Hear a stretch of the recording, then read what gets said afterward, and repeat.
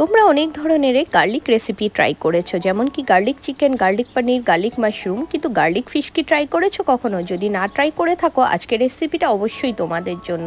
নমস্কার বন্ধুরা, আমি সুমি আসাম থেকে আর তোমাদের সবাইকে স্বাগত করছি আমার চ্যানেল মিস হিচকিতে। আজকে দেখাবো রুই মাছের একটা গার্লিকের রেসিপি। আর যদি ভালো লেগে থাকে চ্যানেলকে কিন্তু অবশ্যই সাবস্ক্রাইব করতে ভুলো না। তো চলো রেসিপিটা স্টার্ট করা যাক। প্রথমে কি করেছি, ভালোভাবে মাছগুলিকে ধুয়ে নিয়েছি। তারপরে ওই মাছের মধ্যে এক এক করে নুন, হলুদ, কাশ্মীরি লঙ্কার গুঁড়ো আর রসুন বাটা দিয়ে ওটাকে ভালোভাবে 10 মিনিটের জন্য ম্যারিনেট করে রেখে দিয়েছি। তারপরে 10 মিনিট পর ওটাকে ভালোভাবে সর্ষের তেলের মধ্যে এপিট ওপিট করে ভেজে নিয়েছি।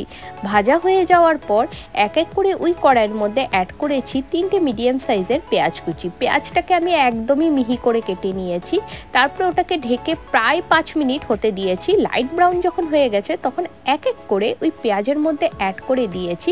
প্রথমে অ্যাড করেছি টমেটো কুচি। টমেটোটাকে আমি মেশিনে ভালোভাবে কুচিয়ে নিয়েছি। তারপরে রসুন বাটা অ্যাড করেছি, কাঁচা লঙ্কা, নুন, হলুদ, এই কয়েকটা জিনিসকে ভালোভাবে মিক্স করে নিয়ে আবার ঢেকে হতে দিয়েছি 5 থেকে 6 মিনিট। এই রান্নাটা বানানো যতই ইজি, কিন্তু ধৈর্যর পরিমাণটা অনেকটাই নেয়, কেন কি তখনই টেস্টটা পাওয়া যায়। তারপরে আবার যখন দেখেছি কাঁচা রসুনের গন্ধ একদমই চলে গেছে, তখন অ্যাড করেছি কালারের জন্য সামান্য একটু কাশ্মীরি লঙ্কার গুঁড়ো, আর সঙ্গে একটু হাফ টেবিল স্পুনের মতন জিরের গুঁড়ো, সামান্য একটু জল দিয়ে আবার ঢেকে হতে দিয়েছি।